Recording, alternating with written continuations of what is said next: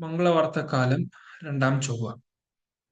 ഒന്നാം വായന വിശുദ്ധ പൗലോസ്ലീഹ എഫെസൂസുകാർക്ക് എഴുതിയ ലേഖനം 3-ാം അധ്യായം 1 മുതൽ 13 വരെയുള്ള വാക്യങ്ങൾ. ഇക്കാരണത്താൽ വിജാതീയരായ നിങ്ങൾക്ക് വേണ്ടി യേശു ക്രിസ്തുവിനെ പ്രതി തടവുകാരനായി തീർന്നിരിക്കുന്ന പൗലോസായ ഞാൻ നിങ്ങൾക്ക് വേണ്ടി ദൈവകൃപ കൈകാര്യം ചെയ്യാൻ നിയോഗിക്കപ്പെട്ടിരിക്കുകയാണെന്ന് നിങ്ങൾ കേട്ടിട്ടുണ്ടല്ലോ. ഞാൻ മുമ്പ് ചുരുക്കമായി നിങ്ങൾക്ക് എഴുതിയിട്ടുള്ളതുപോലെ വെളിപാട് വഴിയാണ് രഹസ്യം എനിക്ക് അറിവായത്. അത് വായിക്കുമ്പോൾ ക്രിസ്തുവിന്റെ രഹസ്യത്തെക്കുറിച്ച് എനിക്ക് ലഭിച്ചിരിക്കുന്ന ഉൾക്കാഴ്ച എന്തെന്ന് നിങ്ങൾക്ക് മനസ്സിലാക്കാം.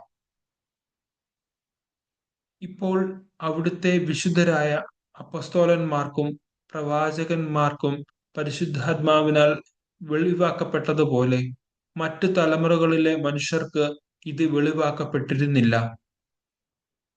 ഈ വെളിപാട് അനുസരിച്ച് വിജാതിയർ കൂട്ടവകാശികളും ഒരേ ശരീരത്തിന്റെ അംഗങ്ങളും സുവിശേഷത്തിലൂടെ യേശു ക്രിസ്തുവിന്റെ വാഗ്ദാനത്തിന്റെ ഭാഗഭാക്കുകളുമാണ്.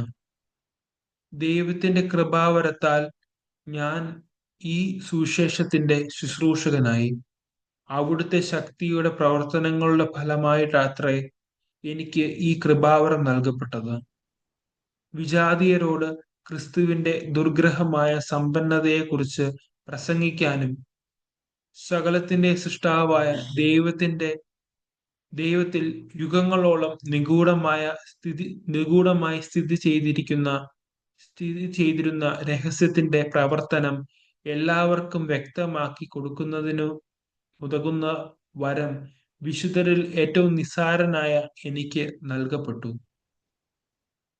സ്വർഗീയ ഇടങ്ങളിലുള്ള ശക്തികൾക്കും അധികാരങ്ങൾക്കും സഭയിലൂടെ ദൈവത്തിന്റെ ബഹുമുഖ ജ്ഞാനം വ്യക്തമാക്കി കൊടുക്കാനും വേണ്ടിയാണ് അവിടുന്ന് ഇപ്രകാരം ചെയ്തത്. ഇത് നമ്മുടെ കർത്താവായ യേശു ക്രിസ്തുവിൽ സാക്ഷാത്കരിക്കപ്പെട്ട അവിടുത്തെ നിത്യമായ ഉദ്ദേശത്തിനനുസൃതമാണ്. അതിനാൽ ഞാൻ നിങ്ങൾക്ക് വേണ്ടി സഹിക്കുന്ന പീഡകളെ പ്രതി നിങ്ങൾ ഹൃദയവ്യഥ അനുഭവിക്കരുത് എന്ന് ഞാൻ അഭ്യർത്ഥിക്കുന്നു. ഈ പീഡകളത്രേ നിങ്ങളുടെ മഹത്വം.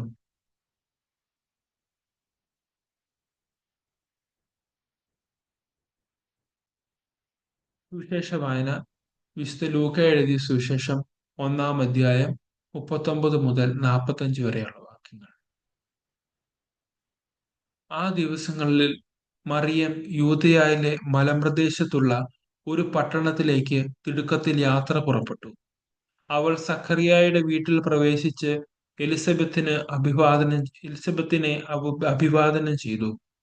മറിയത്തിന്റെ അഭിവാദനം കേട്ടപ്പോൾ എലിസബത്തിന്റെ ഉദരത്തിൽ ശിശു കുതിച്ചു ചാടി.